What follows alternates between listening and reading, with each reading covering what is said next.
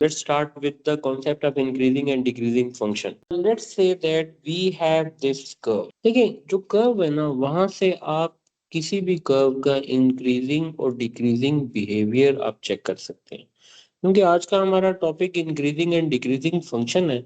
तो one of the method is, if we have the sketch of the graph, then we'll be able to define the increasing and decreasing function within the interval. अब ये जो graph है, इस graph को आप ये देखें कि होता ये है कि जब आप x एक्सिस और y एक्सिस के मुताबिक इसको देखते हैं ना, x की वैल्यू जब इंक्रीज हो रही हो, x में हमेशा इंक्रीज होता है, ठीक है।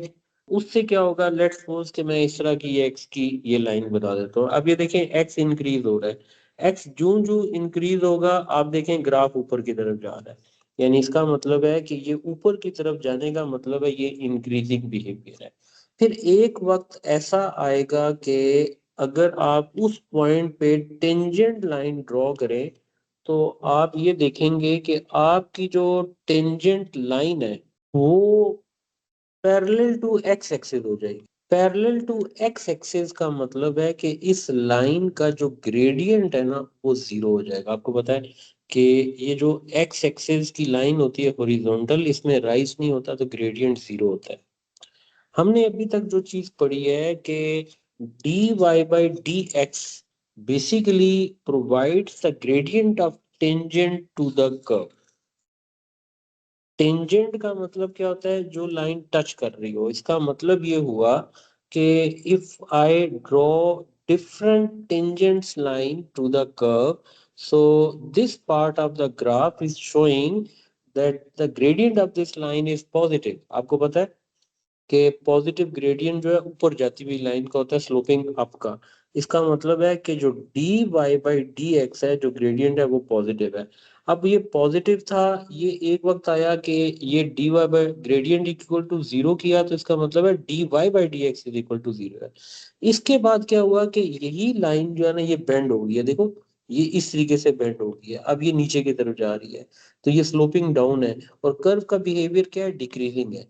फिर इसी तरीके से एक वक्त ऐसा आएगा कि फिर ये d y by d x is equal to zero हो जाएगा और एक्स की वैल्यू बढ़ती जा रही है और यहाँ पे जीरो होने के बाद इसका बिहेवियर एक बार फिर चेंज हो गया, तो यहाँ पे ये लाइन स्लोपिंग अप है। यानी जहाँ पे एरो देखें ऊपर की तरफ है वो ग्रेडियंट पॉजिटिव है, जहाँ एरो नीचे की तरफ है वो ग्रेडियंट नेगेटिव है। जहाँ पे grade d y by d x equal to zero हो जाएगा वो टर्निंग पॉइंट होगा। टर्निंग पॉइंट पे ग्राफ का बिहेवियर चेंज होता है, वो इंक्रीजिंग से डिक्रीजिंग हो सकता है, फिर डिक्रीजिंग से इंक्रीजिंग हो सकता है। यानी इसका मतलब है कि ये देखें ये इंक्रीजिंग ये जीरो ये डिक्रीजिंग, फिर इसके लिहाज से देखें ये डिक्रीजिंग ये जीरो और ये इंक्रीजिंग। हमें इससे ये पता चला अगर अब डेरिवेटिव जो है ना वो हमारे लिए एक बहुत ही इजी मेथड होता है इंक्रीजिंग डिक्रीजिंग को चेक करने का। अब ये मैंने लिखा है कि if dash of x is positive greater than zero mean positive then f of x is increasing, if f dash of x is less than zero then it is decreasing. बस ये these two are the basic information for increasing and decreasing. अब आप ये देखिए कि जैसे ये question है, आप देखिए ये जो क्वेश्चन है it is exactly according to exam style question. We need to find the set of values of x for which each of the following function is increasing। देखें उसने आपको इंक्रीजिंग फंक्शन खुद ही दे दी है, तो उसने बता दिया है कि ये जो जितने क्वेश्चन है ये इंक्रीजिंग फंक्शन है। आपने क्या करना है ऐसे मेथड में, देखो आपने लिया एफ ऑफ एक्स। अब ये आपको पता है कि as f of x is increasing, तो आपको ये पता है कि अगर इंक्रीजिंग फंक्शन होगा उसका डेरिवेटिव ग्रेटर देन जीरो है, तो आपने सबसे पहले इसका डेरिवेटिव फाइंड करना है which is 2x minus eight. अब ये जो 2x माइनस एट है उसे इसकी जगह पे पुट कर दें, 2x minus eight greater than zero हो गया, क्योंकि इंक्रीजिंग फंक्शन है तो उसका डेरिवेटिव आपको पता है उसने पॉजिटिव होना है। ये क्या बन जाएगा, 2x इज ग्रेटर देन 8 और x इज ग्रेटर देन 4। ये वो इंटरवल है जिसपे ग्राफ जो है ना इंक्रीजिंग है। मैं आपके अंडरस्टैंडिंग के लिए, ये सिंपल ग्राफ है ना तो इसको हम थोड़ा सा वर्क भी कर सकते हैं। मसलन मैं इसमें अगर वर्किंग करूं तो मैं ऐसा करता हूँ कि ये जो इक्वेशन है x square minus 8x plus 2, इसका कंप्लीटिंग स्क्वायर अगर निकालूं तो ये x माइनस 4 माइनस 16 और ये क्या हो जाएगा माइनस 14, यानी टर्निंग पॉइंट आ रहा है 4 एंड माइनस 14, क्योंकि ये एक हैप्पी फेस है। तो देखें टर्निंग पॉइंट अगर मैं लेता हूँ 4 एंड माइनस 14, तो आप जरा ये इंटरवल देखें जो ग्रेटर देन 4 है, तो 4 से ग्रेटर जो ग्राफ बनेगा वो इस तरफ बनेगा।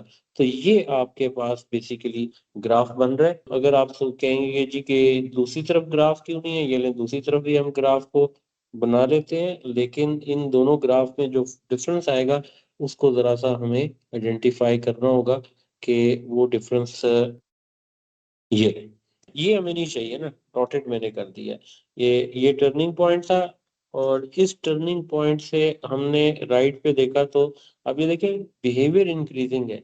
अगर इस पोर्शन में कहीं पे भी आप एक अदर टेंजेंट लाइन बनाएंगे ना, तो आपकी जो टेंजेंट लाइन है वो ये देखो इंक्रीजिंग बिहेवियर शो करेगी। ये एरो ऊपर की तरफ कहीं पे भी आप बना दें, जहां पे भी आप बनाएंगे जो टेंजेंट बन रहा होगा वो स्लोपिंग अप हो रहा होगा, तो इसका मतलब है ये इंक्रीजिंग ग्राफ है। ठीक है, एक क्यूबिक इक्वेशन इसकी सॉल्व कर लेते हैं। मिसाल के तौर अगर मैं इसमें ई पार्ट ले लूं, first derivative as f of x is increasing, so this is it. Okay, as we have found the first derivative, and here we take the derivative greater than 0। अब इसकी वर्किंग कर लें, 6 कॉमन निकल रहा है, x square minus 5x plus 4 greater or equal to 0, और 6 हो जाके 0 से खत्म हो जाएगा, तो ये बन जाएगा एक्स स्क्वायर है, और फैक्टर बनेंगे -4 -1 ग्रेटर देन 0। एक्स की वैल्यू चाहिए क्योंकि ये इनइक्वालिटी है, लेट करके एक्स की वैल्यूज आप दोनों लिख दें, एक्स इज इक्वल टू 1 और x is equal to 4। Greater sign पे आप इनइक्वालिटी क्या लेते हैं, x is greater than 4 and x is less than 1, greater than the larger number and smaller than the smaller number. ठीक है, x is greater than 4, x is greater than the greater number, और x is less than the smaller number, ये आपके पास आ गया। अब मैं यहाँ पे ये देखें ये क्यूबिक ग्राफ है, और क्यूबिक ग्राफ को आपके अंडरस्टैंडिंग के लिए बनाऊं तो आप इसको अंडरस्टैंड करेंगे कि फंक्शन इंक्रीजिंग किन पॉइंट्स पर आ रहा है। For example first derivative 1 and 4, ये 1 आ गया, 2 3 एंड 4, ये x इज इक्वल टू 1 को मेन फंक्शन में पुट कर लें तो y की वैल्यू निकलेगी 2 माइनस 15 प्लस 24 प्लस 6, ये 30 हो गया, 15 एंड 17, यानी 1 पे लेट्स सपोज मैं कहता हूँ जी कि 1 एंड 17 ये पॉइंट आ गया। अच्छा, इसी तरह 4 को भी इसमें पुट कर दूं तो जरा वर्किंग बढ़ जाएगी, कैलकुलेटर से भी हेल्प ले लेते हैं। अब 122 काफी ऊपर का नंबर है, तो लेट्स सपोज कि मैं कह देता हूँ ये नंबर है। ठीक है, क्यूबिक ग्राफ है, क्यूबिक ग्राफ ऐसे बनता है ना, इसका मतलब ये हुआ कि 4 से जो नेक्स्ट पोर्शन है उस पे ये ग्राफ अगर ऐसे चलता है तो ये इंक्रीजिंग आ रहा है, और दूसरा जो पोर्शन है वो एक्स इज लेस देन 1 पे भी ये ग्राफ इंक्रीजिंग है। यानी इसका मतलब है कि अगर ये ऐसे पोर्शन होता है, कुछ इस तरह का ग्राफ बन रहा है ये। चलिए, अभी क्योंकि मैंने इसको प्रॉपर तरीके से, अभी बहुत सारे पॉइंट्स नहीं पढ़े ना, इसलिए ग्राफ के मैं स्केचिंग में डिटेल में नहीं गया। डिटेल में जाएंगे तो ये बन जाएगा। फिलहाल आप इसमें ये आइडिया लगा लें, इसको भी छोड़ दें। ये जो इंटरवल अब हमारे सामने बना है, इस इंटरवल में एफ ऑफ एक्स जो है वो इंक्रीजिंग आ रहा है।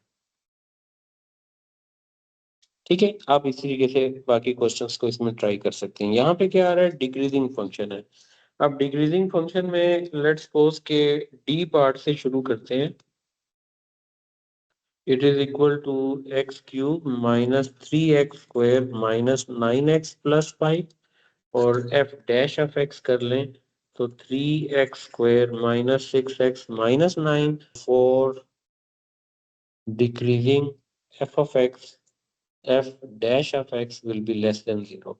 So let's take f dash of x is less than 0. This implies that less than 0.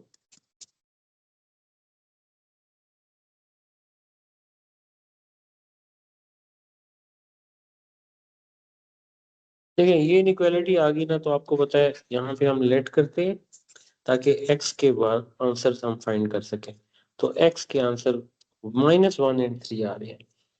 Inequality में जो एस में हमने कॉन्सेप्ट पढ़ा था, अगर आप उस कॉन्सेप्ट के मुताबिक देखते हैं तो ये लेस देन साइन है। लेस देन साइन का मतलब होता है कि आपकी x की वैल्यू स्मॉलर और लार्जर के दरमियान लाई करेगी। यानी इस इंटरवल में आप ये कहेंगे कि f of x is decreasing. ठीक हो गया, इस इंटरवल में ये फंक्शन डिक्रीजिंग है। इसी तरीके से आप इसके बाकी पार्ट्स को भी अटेम्प्ट कर सकते हैं। अब जैसे ये क्वेश्चन नंबर 4 है, तो इंक्रीजिंग डिक्रीजिंग फंक्शन में जो दूसरी टाइप होती है वो कहता है कि determine whether f is increasing function, decreasing function और नीदर टाइप।